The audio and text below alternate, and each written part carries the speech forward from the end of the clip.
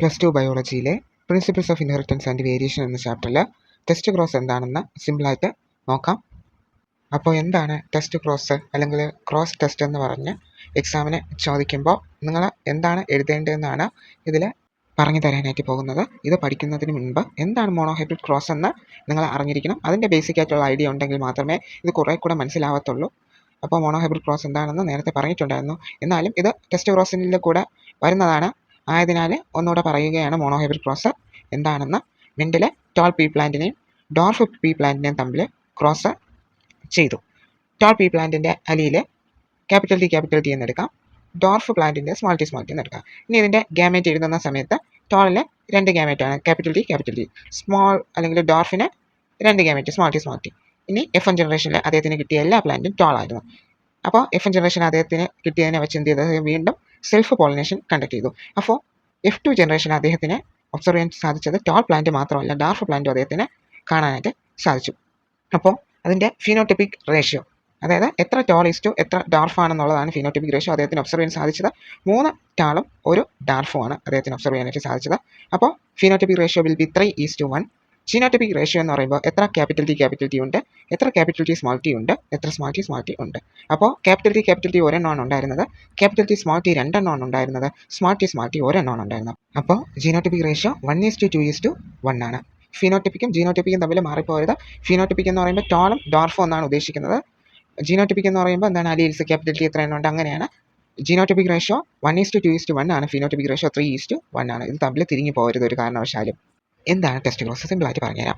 Dominant ട്രൈറ്റും recessive ഓർഗാനിസവും തമ്മിലുള്ള ഒരു cross ആണ്. എന്തിനു വേണ്ടിയാണ്? ഡോമിനൻ്റ് ട്രൈറ്റ് ഹെട്രോസൈഗസ് ആണോ ഹോമോസൈഗസ് ആണോ എന്ന് അറിയാൻ വേണ്ടിയാണ്. അതായത് ഡോമിനൻ്റ് ആയിട്ടുള്ള ക്യാരക്ടർ.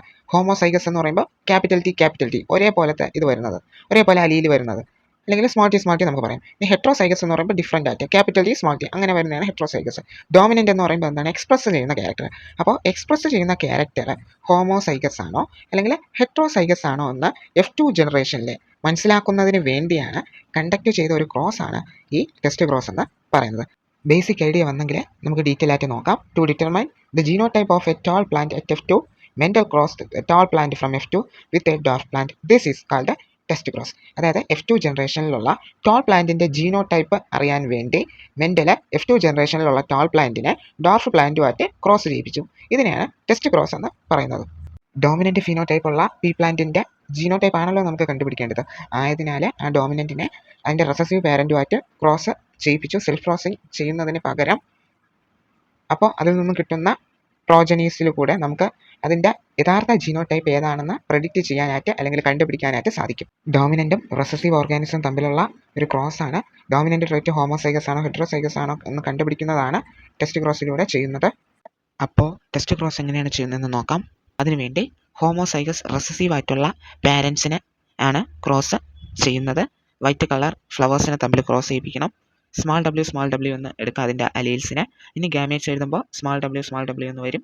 എന്നിട്ട് ഈ ഹോമോസൈഗസ് ആയിട്ടുള്ള റെസസീവിനെ അതിൻ്റെ ഡോമിനൻ്റ് ഫീനോടൈപ്പ് ആയിട്ടുള്ള ക്യാപിറ്റൽ ഡബ്ല്യു വെച്ച് ക്രോസ് ചെയ്യിപ്പിക്കുക. അപ്പോൾ ക്യാപിറ്റൽ ഡബ്ല്യു സ്മാൾ ഡബ്ല്യു കൂടെ ക്രോസ് ചെയ്യുമ്പോൾ ക്യാപിറ്റൽ ഡബ്ല്യു സ്മാൾ ഡബ്ല്യു എന്ന് വരും. ആദ്യം ക്യാപിറ്റൽ എഴുതിയിട്ട് പിന്നെ സ്മാൾ എഴുതാം. അപ്പോൾ ക്യാപിറ്റൽ ഡബ്ല്യു സ്മാൾ ഡബ്ല്യു, വീണ്ടും ക്യാപിറ്റൽ ഡബ്ല്യുവിനെ വീണ്ടും സ്മാൾ ഡബ്ല്യു വെച്ച് ക്രോസ് ചെയ്യാം. ക്യാപിറ്റൽ ഡബ്ല്യു സ്മാൾ ഡബ്ല്യു, വീണ്ടും ക്യാപിറ്റൽ ഡബ്ല്യു സ്മാൾ ഡബ്ല്യു, വീണ്ടും ക്രോസ് ചെയ്യുമ്പോൾ ക്യാപിറ്റൽ ഡബ്ല്യു സ്മാൾ ഡബ്ല്യു. അപ്പോൾ ഫസ്റ്റത്തെ ഇതിൽ വരുമ്പോൾ എല്ലാ ഫ്ലവേഴ്സും വയലറ്റ് ആയിട്ട് ഒബ്സർവ് ചെയ്യാനായിട്ട് സാധിക്കും. ഓൾ ഫ്ലവേഴ്സ് ആർ വയലറ്റ് ആണ്, എല്ലാ ഫ്ലവേഴ്സും വയലറ്റ് ആണ്. അപ്പോൾ അൺനോൺ ഫ്ലവർ, നമുക്ക് അറിഞ്ഞുകൂടാത്ത ഫ്ലവർ ഏത് ആണെന്ന്, ഹോമോസൈഗസ് ഡോമിനൻ്റ് ആണോ റെസസീവ് ആണോ എന്ന് നമുക്ക് ഇപ്പോൾ മനസ്സിലാക്കാനായിട്ട് സാധിക്കും. അത് ഹോമോസൈഗസ് ആയിട്ടുള്ള ഡോമിനൻ്റ് ആണ്, അത് എക്സ്പ്രസ് ചെയ്തിട്ടുണ്ട്, വയലറ്റ് കളർ എക്സ്പ്രസ് ചെയ്തത് കൊണ്ട് അത് ഹോമോസൈഗസ് ആയിട്ടുള്ള ഡോമിനൻ്റ് ആണ്. ഇനി അപ്പുറത്തെ ഇതിലാണെങ്കിൽ ഇതേപോലെ ഗാമേറ്റ്സ് എഴുതുക.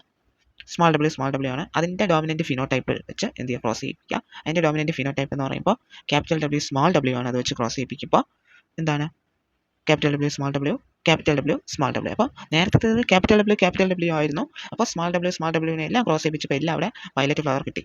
അപ്പോൾ ഈ കേസിൽ ഒന്ന് ക്യാപിറ്റൽ ഡബ്ല്യു മറ്റൊന്ന് സ്മാൾ ഡബ്ല്യു ആണ്. അപ്പോൾ സ്മാൾ ഡബ്ല്യു അല്ലേ, അപ്പം രണ്ടാമത്തേതിനെ സ്മാൾ ഡബ്ല്യു വെച്ച് ക്രോസ് ചെയ്യുമ്പോൾ സ്മാൾ ഡബ്ല്യു എന്ന് കിട്ടും, സ്മാൾ ഡബ്ല്യു എന്ന് കിട്ടും. അപ്പോൾ അതിൽ പകുതി പ്ലാന്റ്സ് വയലറ്റ് കളറും ബാക്കി സ്മാൾ ഡബ്ല്യു ഉള്ളതെല്ലാം എന്താണ്, വൈറ്റ് കളർ ഫ്ലവേഴ്സുമായിട്ട് മാറും. അപ്പോൾ ഹാഫ് ഓഫ് ദ ഫ്ലവേഴ്സ് അവിടെ വയലറ്റ് കളറും പകുതി ഫ്ലവേഴ്സ് അവിടെ വൈറ്റ് കളറുമാണ്. അപ്പോൾ നമുക്ക് അറിഞ്ഞുകൂടാത്ത ഫ്ലവർ, അൺനോൺ ഫ്ലവർ അവിടെ ഹെട്രോസൈഗസ് ആണ്. അവിടെ ഹെട്രോസൈഗസ് ആയിട്ട് മാറും. അപ്പോൾ ഹോമോസൈഗസ് ഡോമിനൻ്റ് എന്ന് പറയാൻ കാരണം എന്താണ്? അവിടെ വയലറ്റ് കളർ ഫ്ലവർ അവിടെ എക്സ്പ്രസ് ചെയ്തു, എല്ലാം ഒരേപോലെ നമുക്ക് കിട്ടുകയും ചെയ്തു. അതുകൊണ്ടാണ് ഫസ്റ്റ് കേസിൽ ഹോമോസൈഗസ് ഡോമിനൻ്റ് എന്ന് പറഞ്ഞത്. രണ്ടാമത്തെ കേസിൽ എന്തുകൊണ്ടാണ് ഹെട്രോസൈഗസ് എന്ന് പറയാൻ കാരണം അവിടെ ഡിഫറൻ്റ് ആയിട്ടുള്ള ട്രൈറ്റ്സ് ആണ് വന്നത്. ആദ്യം വയലറ്റ്, പാതിയോളം വയലറ്റ് ഫ്ലവേഴ്സ് വന്നു. അത് എന്താണ് അടുത്ത സെറ്റിൽ എന്താണ് വൈറ്റ് കളർ ഫ്ലവേഴ്സും വന്നു. അപ്പോൾ ഹാഫ് ഫ്ലവേഴ്സ് അവിടെ വയലറ്റ് കളറാണ്, അടുത്ത ഹാഫ് ഫ്ലവേഴ്സ് അവിടെ വൈറ്റ് ആണ്. അപ്പോൾ ഇത്രയുമാണ് ടെസ്റ്റ് ക്രോസിൽ പറയാനായിട്ട് ഉള്ളത്. അപ്പോൾ അൺനോൺ ഫ്ലവർ ഹോമോസൈഗസ് ഡോമിനൻ്റ് ആണോ അല്ലെങ്കിൽ ഹെട്രോസൈഗസ് ആണോ എന്ന് കണ്ടുപിടിക്കുന്ന ആ ഒരു ക്രോസ് ആണ് ടെസ്റ്റ് ക്രോസ് എന്ന് പറയുന്നത്. അപ്പോൾ ഇതിലെടുത്ത രണ്ട് ഹോമോസൈഗസ് ആയിട്ടുള്ള റെസസീവ് പാരൻസിനെയാണ് നമ്മൾ എടുത്തത്. രണ്ട് രീതിയിൽ നമ്മൾ എന്ത് ചെയ്തു? ക്രോസ് ചെയ്യിപ്പിച്ചു. അൺനോൺ ഫ്ലവർ ഡോമിനൻ്റ് ആണോ അല്ലെങ്കിൽ എന്താണ് ഹോമോസൈഗസ് ആണോ ഹെട്രോസൈഗസ് ആണോ എന്ന് നമ്മൾ ഇവിടെ അതിൽ കൂടെ കണ്ടുപിടിച്ചു. അപ്പോൾ ഇത്രയാണ് ടെസ്റ്റ് ക്രോസ്. ഇതിൽ വയലറ്റ് കളർ ഫ്ലവറിനാണ് ക്യാപിറ്റൽ W, വൈറ്റ് കളർ ഫ്ലവേഴ്സിന് സ്മാൾ W ആണ്. അപ്പോൾ നമുക്ക് പറയാനായിട്ട് സാധിക്കും violet colour flower is dominant over white colour flower എന്ന്. അപ്പോൾ മെൻഡലിൻ്റെ മോണോഹൈബ്രിഡ് ക്രോസിലൂടെ അദ്ദേഹത്തിന് കിട്ടിയ ഒബ്സർവേഷൻസിൻ്റെ അടിസ്ഥാനത്തിൽ അദ്ദേഹം 2 ലാസ് പ്രപ്പോസ് ചെയ്തിട്ടുണ്ട്. 2 ലാസ് അദ്ദേഹം കണ്ടുപിടിച്ചു. 2 ലാസ് ഓഫ് ഇൻഹെറിറ്റൻസ്. അപ്പോൾ മോണോഹൈബ്രിഡ് ക്രോസിന് 2 ലാസ് ആണുള്ളത്. ഏതൊക്കെയാണ്? ലാ ഓഫ് ഡോമിനൻസ് ആൻഡ് ലാ ഓഫ് സെഗ്രിഗേഷൻ.